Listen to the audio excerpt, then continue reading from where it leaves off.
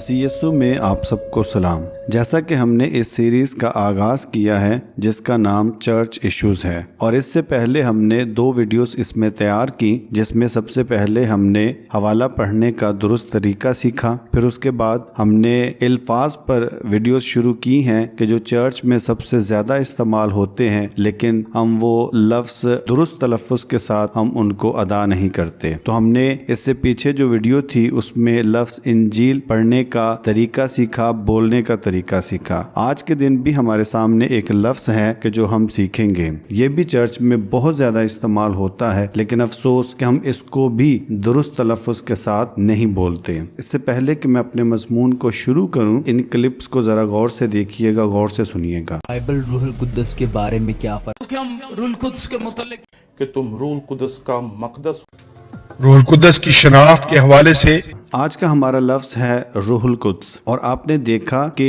جو video clips آپ کے سامنے پلے کیے گئے، ان میں چرچز میں کام کرنے والے لوگ، استاد، پاسٹر صاحبان کس طرح سے اس لفظ کو ادا کرتے ہیں۔ کچھ لوگ اسی لفظ کو کہتے ہیں روح القدس، کچھ لوگ کہتے ہیں روح القدس، کچھ کہتے ہیں روح القدس، یعنی تیسرا پھر بھی قدر بہتر ہے، اس تلفظ کے قریب ہے جس طرح سے بولا جانا چاہیے، لیکن اس سے پیچھے جو روح القدس ہے، روح القدس ہے، یہ بالکل بھی مناسب نہیں ہے۔ اس کی سب سے بڑی وجہ یہ ہے، جو لاسٹ ٹائم بھی میں نے تھوڑا سا اس کا ذکر کیا تھا، کہ ہم بالکل بھی گرامر سے واقف نہیں ہوتے۔ گرامر سے واقف نہ ہونے کی وجہ سے ایسے مسائل پیدا ہوتے ہیں۔ میرے بھائیوں، کوئی بھی جگہ ہو، اس جگہ پہ اصول قانون کا ہونا بہت ضروری ہے۔ اگر ہم خدا کی بات کریں تو خدا نے بھی اصول اور قانون کو لاگو کیا، اس وقت بھی لاگو کیا جب دنیا میں صرف اور صرف 2 لوگ تھے۔ اور اگر ہم اپنے معاشرے کی بات کریں تو یہاں پر بھی اگر قانون نہ ہو تو ہر طرف بدنظمی پھیل جائے گی۔ اس لیے قانون کا ہونا بہت ضروری ہے۔ ہر چیز میں قانون لاگو ہوتے ہیں،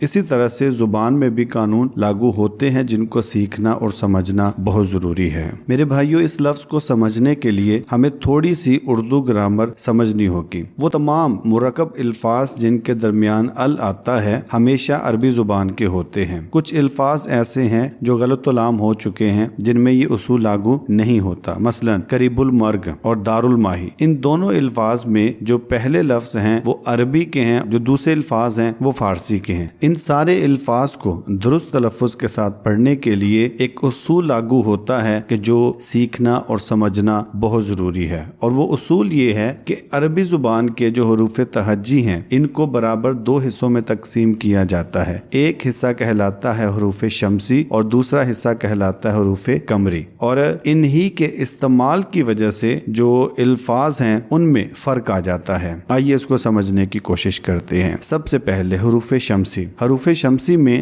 تے، سے، دال، ڈال، رے، زے، سین، شین، سوات، زوات، توئیں، زوئیں، لام، نون۔ حروف قمری میں الف، بے، جیم، ہے، خے، عین، غین، فے، کاف، کاف، میم، واو، ہے، چھوٹیے، نیز ال مدہ بھی اسی میں آتا ہے۔ ان کے استعمال سے ہوتا کیا ہے؟ اصل چیز وہ ہے کہ جو ابھی ہم نے سیکھنی ہے۔ پہلے لفظ کے بعد جب ال آتا ہے اور اس کے بعد اگر حرف شمسی آئے تو ال کی آواز ساکن یعنی خاموش رہتی ہے۔ اس کی پہچان حرف شمسی پر تشدید سے بھی ہوتی ہے۔ اسی طرح اگر ال کے بعد حرف قمری آ جائے تو ال کی آواز خاموش نہیں رہتی۔ سب سے پہلے ہم حروف شمسی کی کچھ مثالیں سیکھتے ہیں۔ آپ کے سامنے ایک لفظ ہے، عام طور پہ اگر دیکھا جائے آپ کسی کے سامنے بھی اس لفظ کو پیش کریں گے تو وہ اس کو السلام پڑھے گا، لیکن یہ لفظ السلام نہیں بلکہ اس کو پڑھا جائے گا السلام، یہ پڑھا جائے گا السلام۔ اسی طرح سے آپ نے بہت سی شاپس کے نام دیکھے ہوں گے جو اس طرح سے لکھے ہوں گے الرزاق، لیکن یہ الرزاق نہیں ہے، اس وجہ سے کہ اس کے ال کے بعد جو لفظ آ رہا ہے یہ لفظ حروف شمسی سے شروع ہو رہا ہے، یعنی یہاں پہ رے آ رہی ہے، تو رے کی وجہ سے اس کو الرزاق अर्रज़ाक़ पढ़ा जाएगा। हरूफ शमसी की वजह से होता यह है कि अल की आवाज़ साकिन हो जाती है, और जैसे मैंने पीछे बताया हरूफ शमसी का जो हर्फ होगा उसके ऊपर तशदीद आ जाती है, और तशदीद से आप वाकिफ होंगे कि जिस जगह पर भी तशदीद आ जाती है वो हर्फ एक बार नहीं बल्कि 2 बार पढ़ा जाता है। तो जब अर्रज़ाक़ हम पढ़ते हैं तो रे एक बार अलिफ के साथ पढ़ दी जाती है और दूसरी बार रज़ाक़ लफ्ज़ जो है उसके साथ पढ़ दी जाती है। इसी तरह बाइबल में से भी हम कुछ मिसालों पर गौर करते हैं। पहली तवारीख उसका 22वां बाब उसकी 5वीं आयत में ये लफ्ज़ मौजूद है। इसको पढ़ा जाएगा अज़ीमुश शान। अज़ीमुल शान नहीं पढ़ा जाएगा या अज़ीम अल शान नहीं पढ़ा जाएगा, बल्कि ये होगा अज़ीमुश शान। फिर इसके बाद अय्यूब 31वां बाब 34वीं आयत अवामुन्नास। अवाम अल नास नहीं होगा बल्कि ये होगा अवामुन नास। फिर इसके बाद इस्तिस्ना 26वां बाब और उसकी 5वीं आयत में लफ्ज़ है कसीरुत तादाद। कसीरुत तादाद। इसी तरह से खुरूज 31वां बाब और उसकी 3री आयत में लफ्ज़ है रूहुल्ला।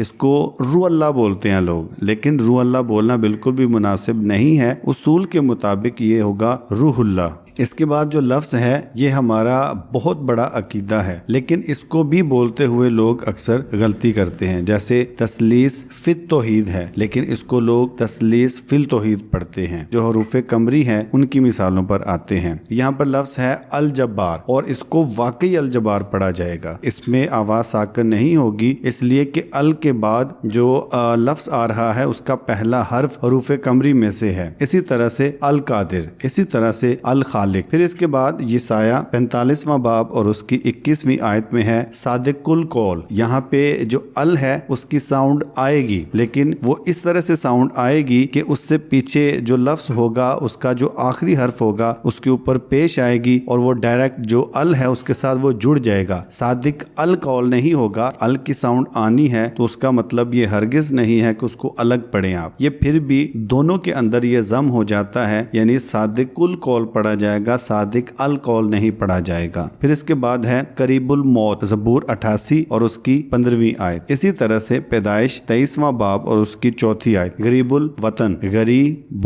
वतन। फिर इसके बाद यर्मिया 26वां बाब और उसकी 11वीं आयत में लफ्ज़ है वाजिबुल कत्ल। इसी में हमारा लफ्ज़ है रूहुल कुद्स। ये लफ्ज़ रूहुल कुद्दस नहीं है, रूल कुद्दस नहीं है, बल्कि इसको बोलने का तरीका है रूहुल कुद्स। यानी दाल की आवाज़ बिल्कुल कम आती है। इसको 2 बोलने के तरीके हैं। एक कि दाल के ऊपर जज्म आ जाती है और दूसरा ये है कि दाल के ऊपर पेश आ जाती है। दोनों काबिल कबूल हैं, इनमें गलती नहीं है। ये क्लिप मैं प्ले करने लगा हूँ, इसमें देखें कि ये मुस्लिम भाई हैं जो अरबी को सीखते और समझते हैं। ये देखें रूहुल कुद्स को किस तरह से बोल रहे हैं। ये रूहुल कुदस हैं। आपने देखा कि उसने लफ्ज़ इस्तेमाल किया है रूहुल कुदस, यानी काफ के ऊपर भी पेश इस्तेमाल की, दाल के ऊपर भी पेश इस्तेमाल की। दोनों तरह से मुमकिन है। मुझे इस तरह बोलना आसान लगता है इसलिए मैं रूहुल कुद्स कहता हूँ। तो दोनों तरह मुमकिन है। मैं एक रियायत कर सकता हूँ कि अगर आपको ये बोलना मुश्किल है, आप रूहुल कुद्स इसको नहीं बोल सकते, तो आप इसकी जगह पर इस्तेमाल होने वाले लफ्ज़ इस्तेमाल कर सकते हैं। आप पाक रूह कह सकते हैं, हॉली स्पिरिट कह सकते हैं। इस तरह के जो लफ्ज़ हैं वो इस्तेमाल आप कर सकते हैं, लेकिन मेरी तरफ से ये गुजारिश होगी कि अगर आपको बोलना नहीं आता तो आप ना बोलें। अगर बोल सकते हैं तो सही तलफ़ुज़ के साथ बोलें,